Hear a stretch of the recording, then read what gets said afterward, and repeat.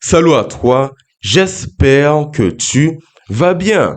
Pour moi, grâce à Dieu, malgré la fatigue, entre guillemets, tout va bien. Et aujourd'hui, si Dieu le veut bien, nous allons tenter de répondre à la question suivante. Qu'est-ce qui cause la destruction du chrétien, sa mort spirituelle et cette communion qui devient moindre avec Dieu chaque jour? Et tu me diras, attends, quelle est ma mission maintenant? Je prendrai tout d'abord la peine, si Dieu le veut bien, d'analyser avec toi la vie du chrétien à l'aide de différents schémas qui seront notés à l'écran. Puis, on va analyser dans l'optique de déceler les erreurs de parcours commises par le mauvais chrétien entre parenthèses. Une fois les erreurs repérées, nous allons trouver des solutions dans la Bible face à cela. Alors, j'espère que tu es prêt. Si c'est le cas et seulement si c'est le cas, allons-y sans plus tarder. Et, comme je l'ai dit, nous aurons droit à des schémas qui seront à l'écran. Commençons alors avec le schéma numéro 1. Que voit-on ici? Tu vois un rond qui est noir avec quelque chose de rouge à l'intérieur. Ce qu'il te faut retenir aujourd'hui est la chose suivante. Peu importe le schéma, le rond noir représente nous, toi comme moi, les chrétiens, les individus. Ok? Chrétiens au nom d'ailleurs. Et qu'est-ce que l'on voit autour de nous? Nous voyons des traits rouges. Que pourraient représenter les traits rouges en question? C'est bien le mal, car on part pour commencer à la naissance du chrétien avant même sa conversion. Nous étions soumis à l'esclavage du mal, à notre nature humaine, au péché, aux mauvaises actions constantes, à la méconnaissance du bien. Le mal était autour de nous, oui, mais aussi en nous, car il y a le point rouge à l'intérieur dans notre nature humaine. Au stade 1, peut-être qu'on connaît Dieu, mais on n'est pas encore trop dans le bain, les fondations ne sont pas là et nous ne sommes pas réellement chrétiens. Ok? Mais au schéma 2, on constate quelque chose d'intéressant qui prouve un certain changement, qui relève d'un certain changement plutôt. On voit que nous, qui étions dans la zone rouge, la non-conversion, le péché, sommes convertis. Nous entrons maintenant dans une zone qui est bleue. Et que signifie la zone bleue, tu me diras? C'est bel et bien Dieu. Nous avons longtemps souffert avec les mauvaises actions. Nous avons compris ce que le monde nous apportait. Mais quand nous allons dans la zone bleue, cela signifie en réalité que nous sommes prêts à accepter Dieu comme notre sauveur et prêts pour qu'il nous transforme à tout jamais. C'est bien ce qui est magnifique. Et de plus, quand on a Dieu dans nos vies, on veut toujours avoir plus de lui. Voilà pourquoi on voit des flèches avec des plus en haut, car on veut agrandir et émanciper notre relation avec Dieu, car il est notre maître et nous l'avons compris. Mais rappelle-toi, nous voulons analyser le chrétien pour repérer des erreurs. Et j'en vois une première ici, peut-être méconnue par beaucoup, qui plus tard cause la mort spirituelle. La voilà. C'est une erreur de pensée. Une mauvaise façon de penser, tu vas le comprendre tout de suite. Un chrétien, quand il se convertit, rentre comme dans une utopie, une illusion, en pensant que le plus dur avec Dieu était d'être converti, et qu'une fois converti, il peut lâcher le stylo, le travail est fait, c'est fini, alors que ce n'est pas du tout le cas.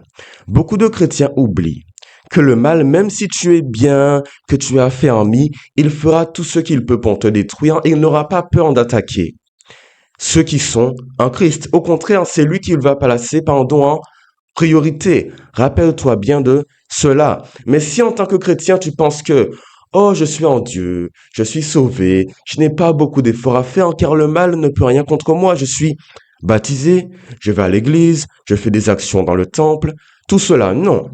C'est la première erreur de pensée qui va t'amener à une erreur comportementale. Tu le verras juste après. Et puis on aura bien entendu les solutions. Rassure-toi. Alors passons maintenant au schéma numéro 3. Que voyons-nous ici? On voit que le mal attaque profondément le chrétien. Et c'est là que l'on se rend compte qu'il y a comme deux forces. Une force positive, Dieu, et la mauvaise, le mal. Et si tu n'es pas vers le bien, Tu es vers le mal. Il n'y a pas d'entre-deux, tu ne peux pas trouver de compromis entre guillemets. Et au stade numéro 3, si tu es ancré comme non en Dieu, c'est là que le mal va te forger. Il va te tester, te briser un maximum pour savoir ce que tu vaux et pour savoir si Dieu peut compter sur toi. C'est un test quelque part. Et au stade 3, il y a des difficultés survenant dans ton foyer, ta famille, tes amis, avec tes émotions, ta nature humaine, ton immoralité, tu seras mis à rude épreuve. Une fois que tu es converti, car le mal fera pression jusqu'au bout, jusqu'à ce que mentalement, comme physiquement, spirituellement, si on tout tue, éclate, tu exploses. C'est le but du diable. Et malheureusement, j'en suis triste, il y a une seconde erreur qui est commise au stade 3. La voilà. Ici, il y a une erreur comportementale.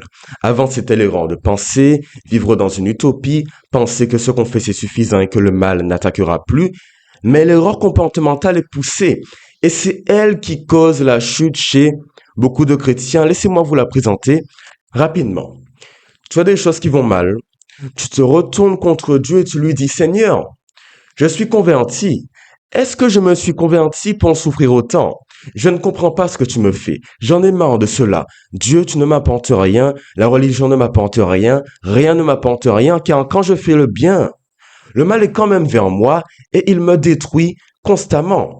Et quand tu es à ce stade de rébellion, c'est bien l'erreur la plus commune, tu passes moins de temps avec Dieu, à méditer, à prier, à chanter, à faire ce qui est bon, à faire ce qui va t'aider à résister face au mal.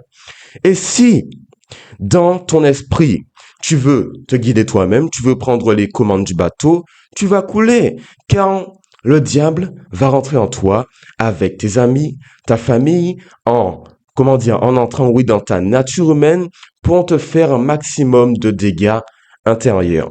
Et rappelle-toi bien de ceci. Si tu n'es pas avec Dieu, si ta relation avec Dieu, comme on l'a vu au schéma 2, ne s'agrandit pas, elle va diminuer et le mal prendra plus d'espace. Et c'est bien ce que l'on voit au schéma 4. Car oui, là, c'est malheureux. Car le mal est davantage présent que le bien. Quand tu es au schéma 4, tu passes encore un peu de temps avec Dieu. Mais c'est tellement peu que le mal progresse plus vite que le bien dans ta vie. Résultat, tu es assailli de 1000 côtés et tu finis par abandonner la foi. Tu n'as plus d'espoir.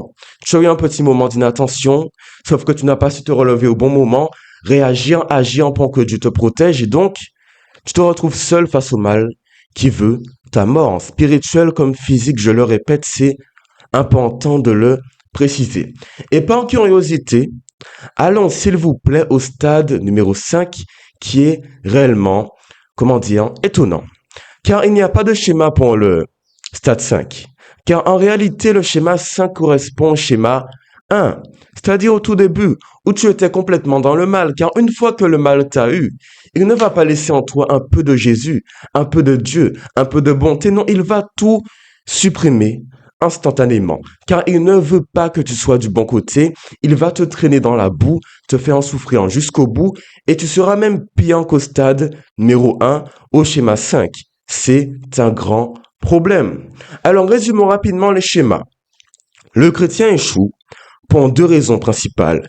Une erreur de pensée, c'est-à-dire en vivre dans une illusion, une utopie quant à la chrétienté, puis une erreur comportementale.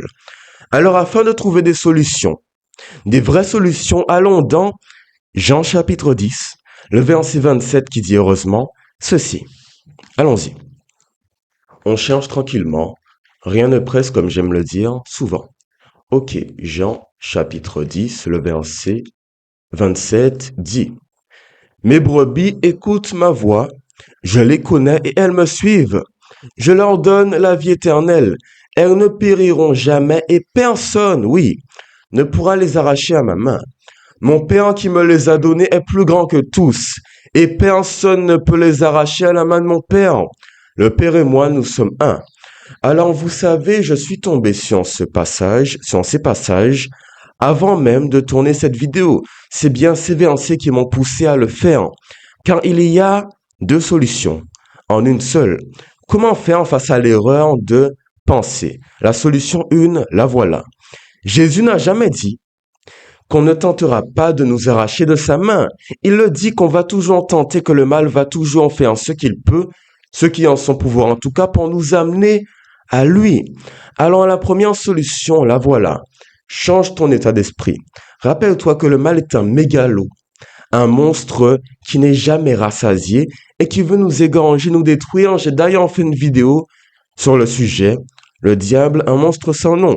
Tu vas la regarder après et tu vas comprendre ton adversaire. Alors ne lâche jamais mentalement, car si tu lâches mentalement, l'action va suivre. Rappelle-toi qu'on va tenter, Jésus le dit, de t'arracher de sa main. Mais il te faut rester ferme et penser toujours que tu dois rester vigilant en toute situation face au mal. Et heureusement, il y a aussi la seconde solution. Face à la seconde erreur, l'erreur comportementale, le fait de passer de moins en moins de temps avec Dieu. Et là, Jésus te dit ceci. Si tu restes attaché à lui, si tu fais le choix de le suivre, pardon, jusqu'au bout, si tu ne t'éloignes pas du troupeau pour aller rencontrer les loups qui vont te dévorer, soit le diable, alors tu seras sauvé. Il ne pourra pas t'arriver quelque chose de mal quand tu seras lié à lui. Il te faut rester près de Dieu, près de l'Éternel toute ta vie. Écoute-moi bien, c'est quand les difficultés subviennent qu'il ne faut pas lâcher, car Dieu t'éprouve, pardon, en faisant le mal rentrer en toi. Et si tu lâches un tout petit peu, tu seras cassé en mille morceaux. Et ce n'est pas ce que toi, tu veux. Alors quand cela va mal, rappelle-toi qu'il te faut au contraire rester lié à Dieu, en communion profonde avec lui, et ne rien lâcher quand c'est un combat. Et entre le bien et le mal, les deux camps ont envie de gagner et veulent te ravir à leur cause. Et le meilleur camp, tu le sais très bien, c'est celui de Dieu. Le mal est là, il veut te détruire, alors quand les problèmes sont là, quand des choses ne vont pas dans ta vie, rappelle-toi de cette vidéo et ne lâche rien jusqu'au bout. Alors pour terminer, on a analysé la vie du chrétien à l'aide de ces mêmes magnifiques schémas que j'ai trouvé intéressants et qui viennent de mon intelligence, mais aussi Dieu m'a inspiré. Les erreurs, les voilà. L'erreur de pensée, illusion, utopie quant à la chrétienté et aussi l'erreur comportementale.